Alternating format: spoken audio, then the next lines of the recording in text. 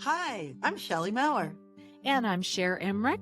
Welcome to Life Lessons from Pickleball. where we engage with pickleball players from around the world about life on and off the court. Thanks for joining us.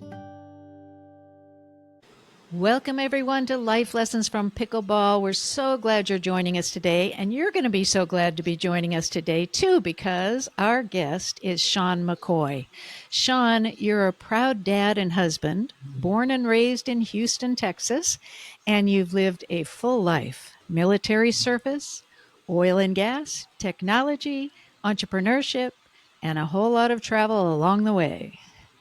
You've also spent years serving on boards and giving back to your community, including the Greater Houston Pickleball Association. And now you're getting ready to graduate with your master's in clinical mental health counseling, which you jokingly say took you 50 years to figure out.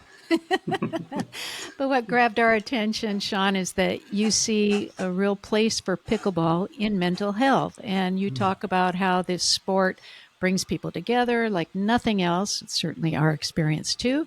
And how 9-year-olds and 90-year-olds can play side by side, and how powerful that can be for communication, connection, and well being. So, Sean, we're excited to dig into all that today. But let's start with what was going on in your life when you were introduced to pickleball? Yeah, it's like a lot of people. It was by accident. It wasn't something I'd never heard of pickleball before. I had no idea that it existed. A couple friends of ours, a couple, like husband and wife, that are really good friends with my wife and I. My wife and her bought off Amazon, just one of those. They'd heard of it in somewhere, on Instagram maybe. Sat some rackets and paddles sat in our garage for I think like a month. And it just so happens where I live in Houston, I live in a really nice suburb. We have two fully dedicated pickleball courts, lighted, proper, beautiful, that are the result of a bunch of people in the neighborhood who spent probably 2 years lining off tennis courts, raising, getting the HOA to believe in it. We just happened to catch the right time. A friend of mine invited me to go play. I had a couple of paddles, showed up. There was probably about 7, 8 of us, guys that I knew, and we started playing pickleball. Got destroyed by a couple of guys. These guys were D1 athletes. They were tall, and it just seemed like we couldn't do anything. We couldn't do anything to beat them. It was like this running game where they just stayed on the court the whole time, and we just kept trying to beat them in pairs the first couple of times I played. But there was something. I've been an athlete my whole life. I used back when I was in the military, when I was younger. Sports has always been an outlet for me, and a way to connect with people. It has that. There's a power in that play, which is the kind of the baseline of sports. And I had not played anything like this. The next sport I can kind of get close to it that I had this kind of connection with was probably hockey, roller hockey in the Navy, where you could play with that. But all sports tend to have a basic skill set that you kind of have to get in there. You got to be able to skate to play hockey. You got to be able to dribble to play soccer. You got to be able to dribble to play basketball. And a lot of times the physicality of it doesn't open itself up for the level of I guess egalitarianism or just ease barrier to entry that pickleball does. And at the time, I'd spent probably 4 straight years. Started the pandemic, right around the pandemic, right before mountain biking. At least mountain biking in Houston. We don't have mountains here, but we have trails that you can get some pretty good. You get some. It's really more like trail riding, intense trail riding. I was doing that and loved it. Was doing it 6 days a week. And it was, it's beautiful to go out in the woods, get lost in nature and sunsets and sunrises and the animals. But it's very much an isolated thing. Even if you ride with people, it's kind of this thing at the end. You kind of talk about it. But here was this silly sport that I was just like, where has this been all my life? And it just went from there. I just wanted to play every day. I just wanted to keep playing and playing. And then you could invite anybody, and then anybody came and everybody came. And I stopped mountain biking like I was, and then just kept playing this silly little game. And one of probably the most profound moment was when I thought to myself, all right, I'm kind of a nerd this way. I was like, surely this thing just started a couple of years ago. Like I would have definitely heard of this sport before. And I look it up in 1965 out of the Pacific Northwest, and I'm thinking this sport has been around since before I was born. And I'm like, what has taken so long for this beautiful thing to find me? Like, oh my goodness. So that was kind of how I got started. And then from there, like a lot of people, we had our just the jokes on Instagram are real, right? You have your group of people that you know from their first name, and they're your pickleball people. And the beautiful thing about it, which ties into what y'all were leading to in the beginning, it didn't matter who it was. It didn't matter. You didn't care, guy, gal, short, tall, young, old. You didn't care about socioeconomics. You don't care about religion. You know, you're not. It's like, hey man, you want to hit this little ball over a net? Yeah, you want to do it together? You got time? Let's go. And from there, it was just, finding more and more people like that, people that you knew, like friends of yours. Hey man, you want to come out and play? And it really does remind me of that sentiment that I think we lose when we're kids, and that is, we just want to go play. I mean, what the power to play catch with somebody, the power to just play. And here's this game that allows you to do that. And then from there, the typical things, got better, started knocking those guys off the court, started getting better than those guys. Really got into it, started watching all the videos, who's this Ben Johns guy? And oh my gosh, who the heck is Anna Lee Waters? And where did she come from? And you started learning all these names, right? And there was a Lifetime Fitness had a tournament, and this other guy and I, they were like, y'all should go play. We did our first foray out into the competitive world. Although I'm not real big on tournaments and leagues like that, I'm just kind of like the play side. But it was a chance to go out and see what it was like with everybody else. And so we got second place. We didn't win it, but it was a brilliant, like fun, just to go out and see what everybody else does. And then from there, it just kind of exploded. And then Houston area exploded in the last couple of years. And I'm kind of a nut like the rest of us. Yeah. Wow. Well, you said, how you thought the game had only started recently, and we live in the Seattle area. Shelly and I, she's on Mercer Island, I'm in Kirkland. And Bainbridge Island, where it started, is just around the corner from us, just a neighbor. I didn't know until 2 years ago about pickleball. So you mentioned that pickleball is egalitarian. Yeah. What does that mean? Well, I mean, it doesn't require. I think the sport, the way the rules are set. When I tell people, like, if you really get into the way that the people, whoever they started this thing, understood. How can I put it? Like the balance. Like we talked about sports. If you're super tall and big, you're like a Shaquille O'Neal. You're going to be, basketball is a little bit easier for you. Yep. Like I think it's like 5% of all people over 7 feet tall played in the NBA. Or something like that. But there's certain sports, if you're fast, if you're athletic, if you're whatever, or you tend to be able to play really well, the game can tend to favor those types of folks. Whoever invented pickleball, I think, did everything they could to make it as equal and as opportunistic for both sides with the rules, the way the game is played, just the non-volley zone. I mean, whatever. Because if not, the two guys, even though the two guys I mentioned before could stand up there and still get that, but they allow for this game to let's slow that down, and you're playing fast and hard and banging, but you can also slow down. And here's this dink thing, and you just can't go up there and bum rush the net and take over. Having played a lot of aggressive sports and stuff like that, I mean, that's kind of the temperament. You just kind of find that, you kind of take the center lane and just kind of run with somebody who's talented or something like that, and you can kind of just a picture can dominate a baseball game kind of thing. Whereas whoever was thinking about this game, what I really loved about the approach was they thought, how can I make this as equitable as possible? And we see it in the way that it's played and who gets to play. I mean, I'm a member of the club around here, and just this week I played a buddy of mine and I, he's in his 40s, I'm in my early 50s, played against two kids one kid was 13, one kid was 9, and had some amazing games with them that were legitimately competitive. Like we were playing at our level and they were playing at the same level as us. I mean, where else, right? I mean, or it can be, I played in Jackson Hole on vacation last summer. The last 3 years I played up there when we go. And I'm playing against women that are, 20 years older than me, and it's 3 of them and me, and we're having a competitive, wonderful game. I mean, where else? In what other medium of any kind can you combine the physicality, the sport of it that's fun to play? And then it's intimate. I tell people this all the time. I'm like, look, it's an intimate sport. It's social. It's communal. You're gonna be along these people, and it's the frequency of it and how it balanced, and it's all these things. And I say, if you can hit a wiffle ball with a frying pan over a net, you can play pickleball. At least you can start, right? Right. And so from there, Now, look, you get into the parts where it becomes more and more competitive, but even if you don't, back to the egalitarian nature, what a beautiful thing that says, there's a bunch of 3-0 people that are, not that great, they can still play. Or Yeah. like, I mean, the wonderful work that Anna's doing, that we see in our group and that you have on your show, like disabled vets, people that are not as able, I forget the exact terms, I don't want to offend, but not as able-bodied. Like it is trying so hard to allow for everybody the chance to kind of just play. So I Yeah. mean, to me, it just becomes what's not to love about that, as far as the Right. whole medium. Yeah, and maybe that's why we're Yeah. so passionate about it. Yeah, we are. Well, with all the chapters you've lived in your life, the military, the tech, the oil and gas, you're an entrepreneur. Like, how have all these experiences, how do they shape the way that you play and are on the court? Well, I'll tell you, having traveled quite a bit. At one point, I worked for an oil and gas company here in Houston. It's called Schlumberger. It's one of the biggest in the world. It's what they call an upstream oil field services company. We have Here in that my in common. I hometown. worked for them too.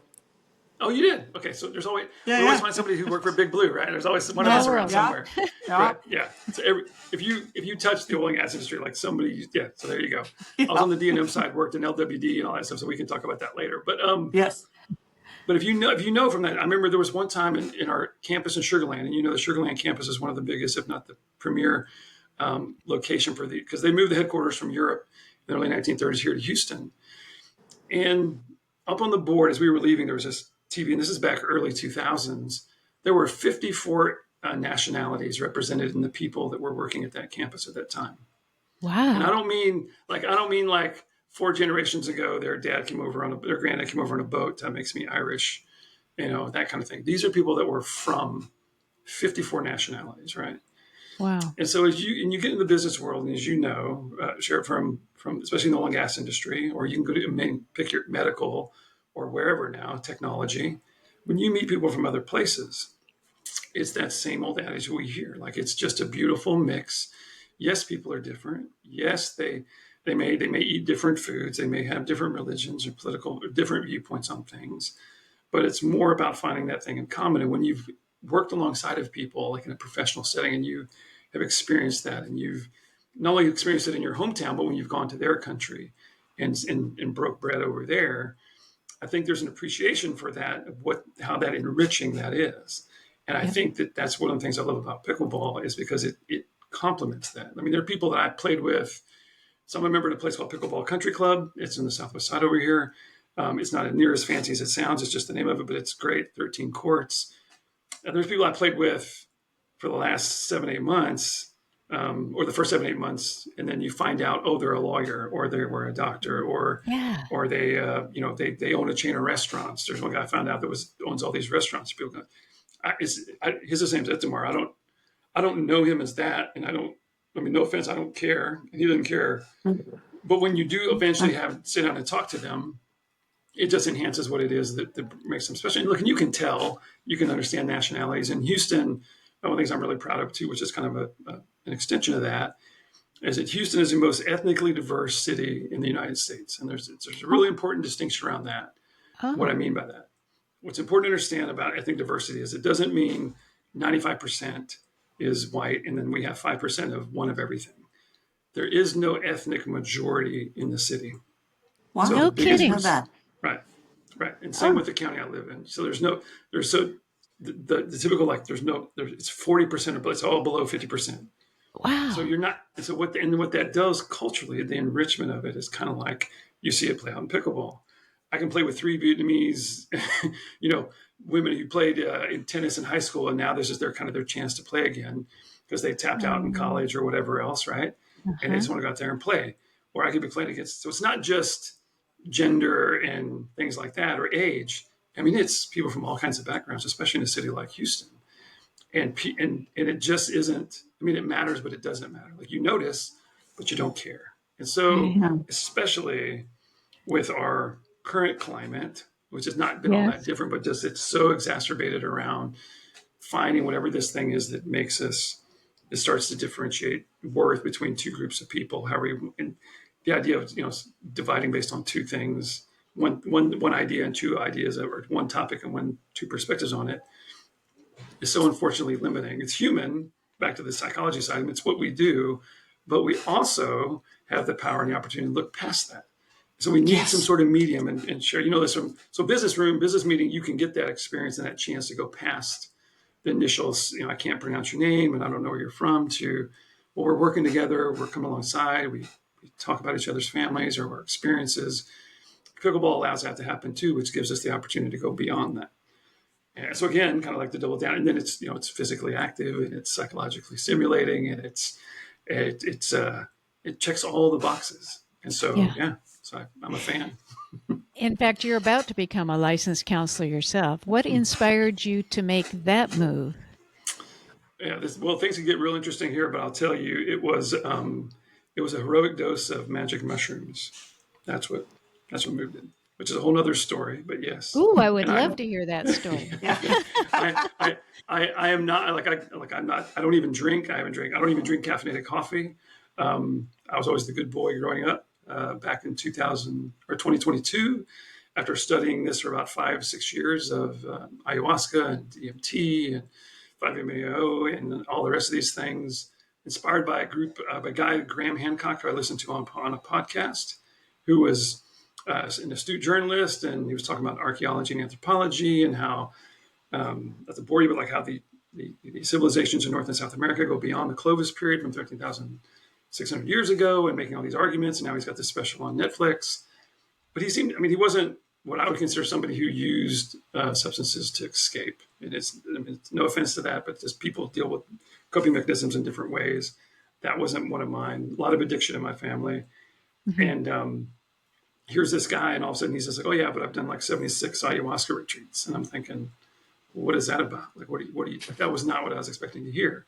So I, again, read documentaries and podcasts and books and trying to understand it. And then I went off on my own. And one of my big takeaways from that experience, and it should preclude that a little bit in the psychedelic world, especially around magic mushrooms, that's like going all the way, it's like going super high. Like, you typically wouldn't recommend somebody to start out with that.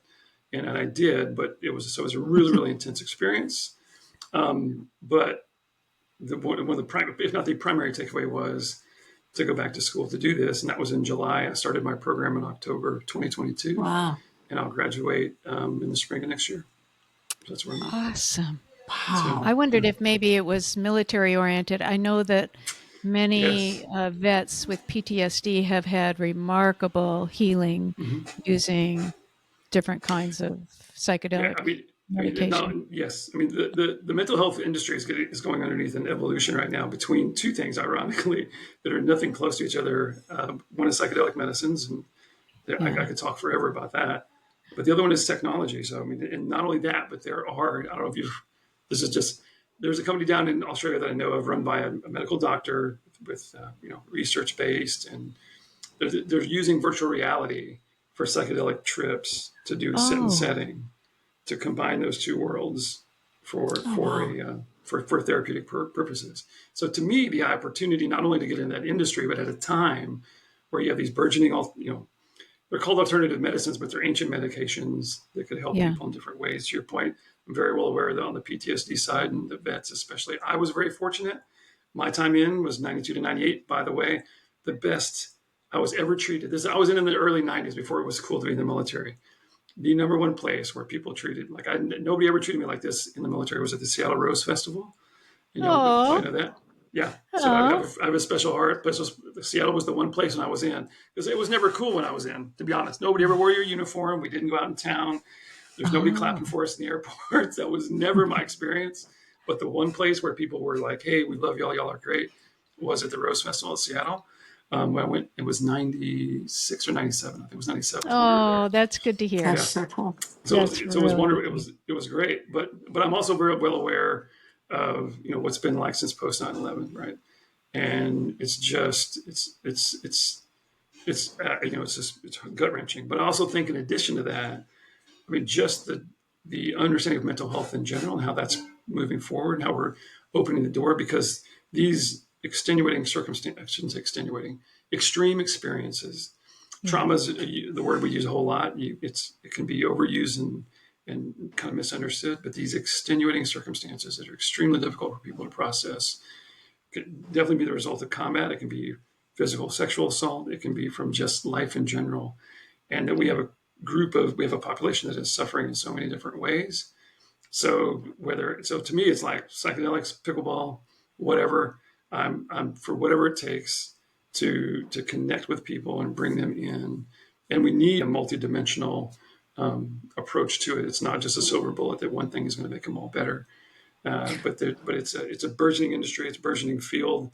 I can't wait, and I definitely think that pickleball has a strong presence Well, yeah, in I the want you to talk. I want to therapeutic hear aspect. your thoughts on that because I know Yeah, you're thinking about using pickleball in your therapy and like I imagining like what that looks like and what type of people do you really think that's going to help the most? sure. How? Well, I think the first place, anybody in relationships, especially couples, right?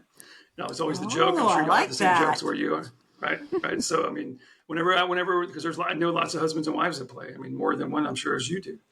Now, the joke may be that they never play together so that they stay married, but I mean, so imagine doing a retreat over a weekend with 6 or 7 couples. You go to a place, and you, especially for, I think, not to be generic, but especially for guys, but for anybody, we don't know each other. But if you can use pickleball as a chance for like a couple of days, going through a bunch of games, at the end of that, and you're swapping partners. The beautiful thing about pickleball, it's not that you're stuck with your spouse. You can play with them, and you're playing with somebody else, and you're playing against them, and you're playing over here. Right? It's the beauty of it. You're mixing and matching all the time. You're not just stuck with one kind of group, and you can only stay with them. It's not your 5 rolling in the gym to play basketball. You can take and play with everybody. That back to the egalitarian side. So then do so in such a way because pickleball is requiring you right to because it is egalitarian. You can't might doesn't just make right. There's a finesse, and there's a hard. One of the basic ways. How do you deal with like line calls? How do you deal with allowing for rule interpretations by the other team? And what does that do? What is the anxiety like of wanting to perform well with somebody else? What's the anxiety like when somebody does something you don't like? Or we typically don't have that in pickleball, but every once in a while, like what's the etiquette, the unwritten rules? How does that work? And be able to take some of those circumstances, any of those circumstances that happen. But if you and I have a great point, or we have a great time playing together, we may even lose, but we fought back hard. We were down, 9-2 and came back and ended up losing like 11-8. We're going to remember that.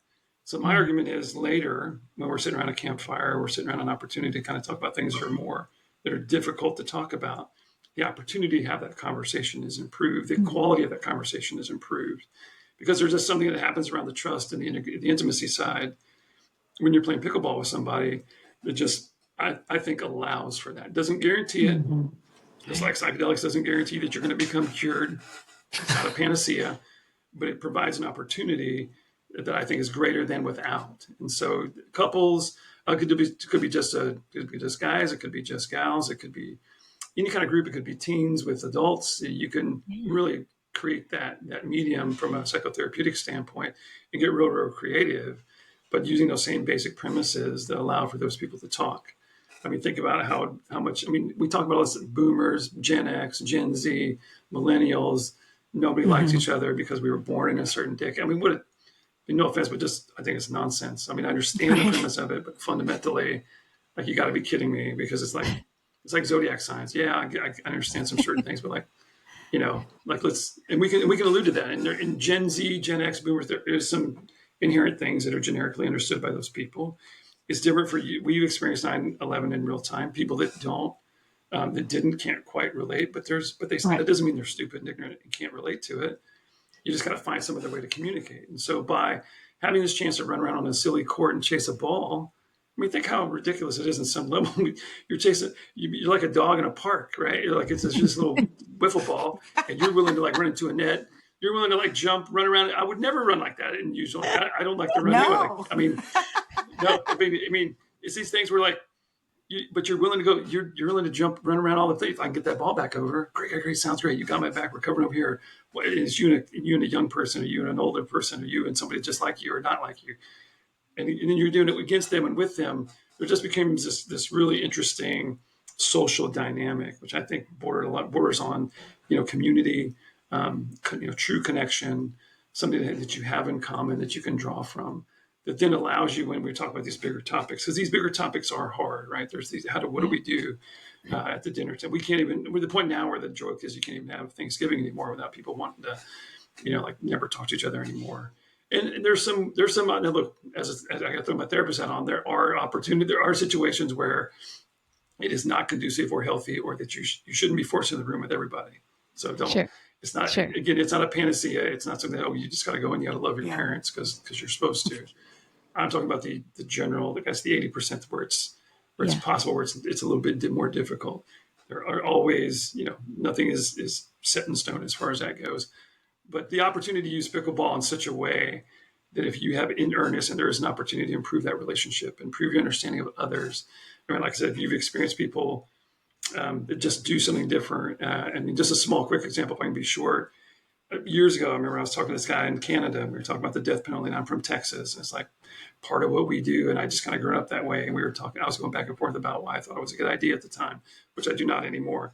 But he just simply said to me, "I just don't agree." And I kind of had this little voice in my head that was like, "And why isn't it okay for somebody just not to think the way that I do, right? Why is that?" And we just haven't been doing business together, so there's respect there. But without that, when somebody else says they don't think about something that you agree with, we tend to dismiss, or we tend to Yeah. push to the side. Right. But if it's your pickleball buddy or somebody you've spent some time with in that nature, maybe it allows for a little bit more Yep. acceptance in that area. So A little more grace.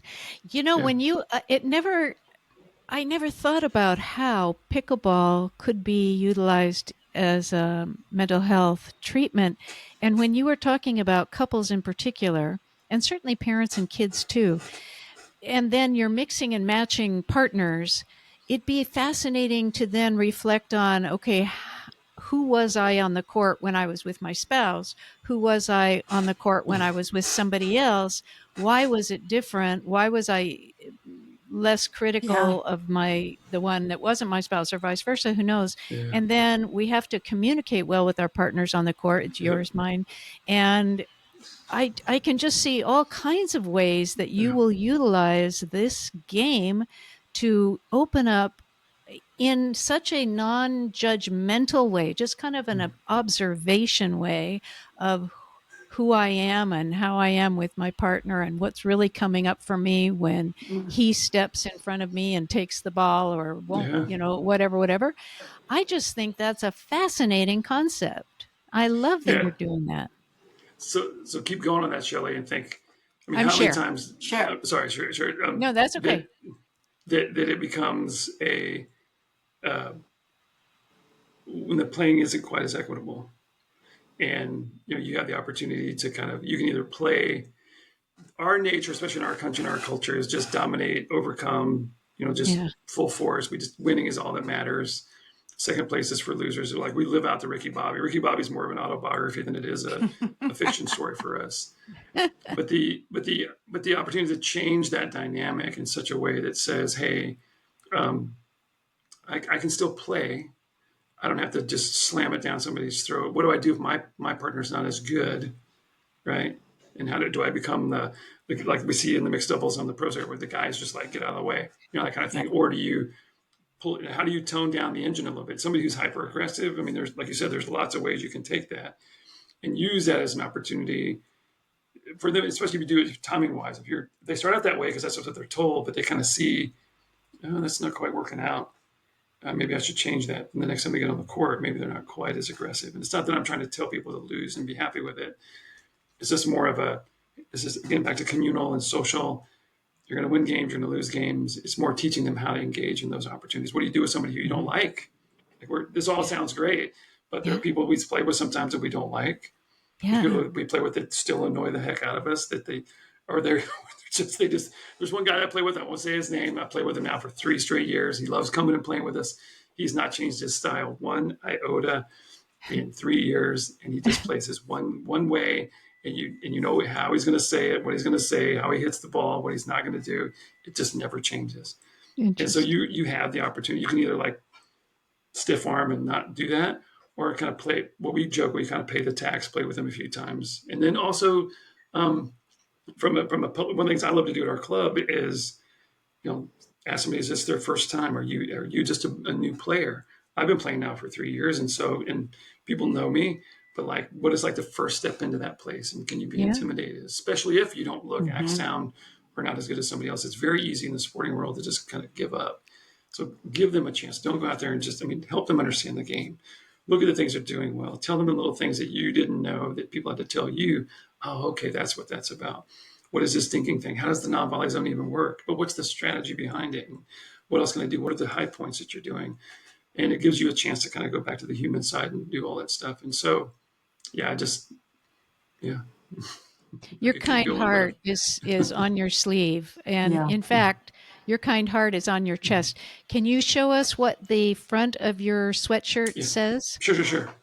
So it's It's a shirt from a company called Live to Live, or Live to Live, or Live to Live. live to live, Yeah, live to live to live or alive, live to Live, live is how you say it. live Yeah, to live. yeah, And it says on the front, you are enough, period. And then on the back, would you mind turning around? I want to read what's on the yeah. back Sure, there. sure. Dear person behind me, the world is a better place with you in it. Love from the person in front of you. Oh my gosh. That's such That amazing. I just want to give a shout out. And that is just so much of who you're expressing yourself to be. This I appreciate that. really big hearted, deep intentioned person who is making this world a better place kind of makes me cry.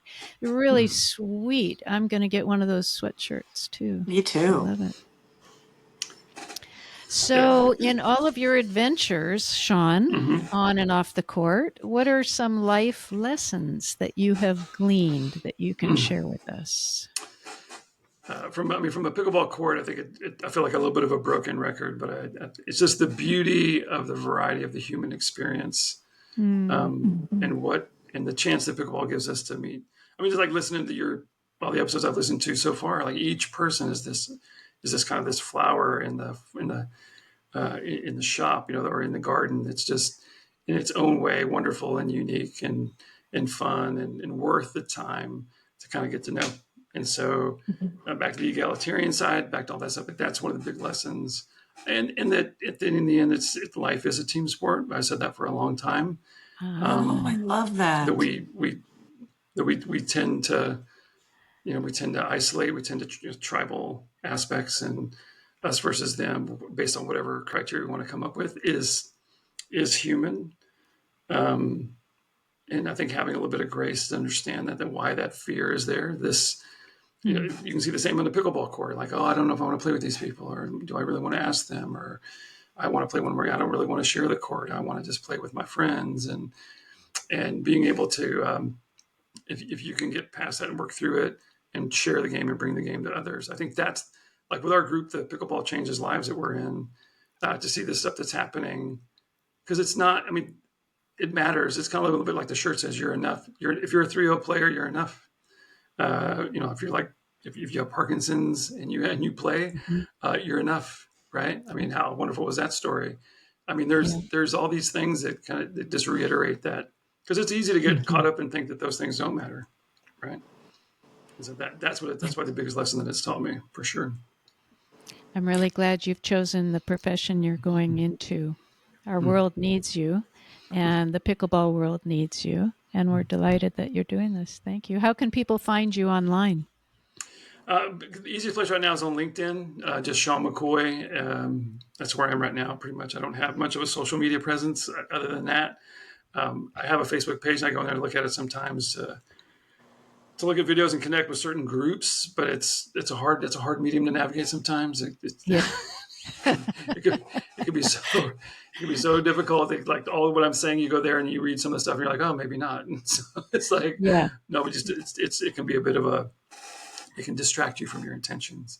it But can. that's why the best place is just on LinkedIn. Yeah, for sure. LinkedIn. Very. I've never heard anyone say life is a team sport. That just gave me chills. Like, That's, I love that. It's so true. and when Shelley gets chills of something, we know that's the universe speaking. Yeah, So that's that's very it. cool.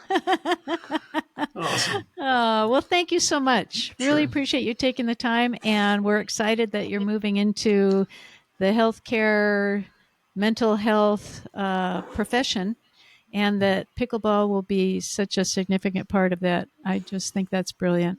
Thanks. Well, and thank you for what you're doing, getting the word out to people with all the different stories. I mean, it's a delight. Like I said, always been a big podcast fan. When they first put that in there, I was like, okay, I'm checking this out. And all the stories are just, I don't know. Like I tell you all, it's a delight. All the little gems, and it's worth the time to listen. So I'm just just honored to be a part of it for sure. Thank you. Thank Well, we you. know Welcome. everyone's going to be delighted to have heard this one and watched the video. And that sweatshirt is so amazing. So yeah, please share this with everyone you know. And thank you so much for your subscriptions, for your likes, for your comments. We just love you all. And we look forward to a new conversation next week. Bye-bye. Bye-bye. If you love our podcast, we'd be so grateful if you'd take a few seconds to follow or subscribe to Life Lessons from Pickleball. This ensures you'll never miss an episode and helps us continue these wonderful conversations. On Apple Podcasts, Spotify, or wherever you listen, go to the show page and tap the follow button in the top right corner. And on YouTube, click the subscribe button under any of the episodes. Thanks so much. Hope to see you on the court.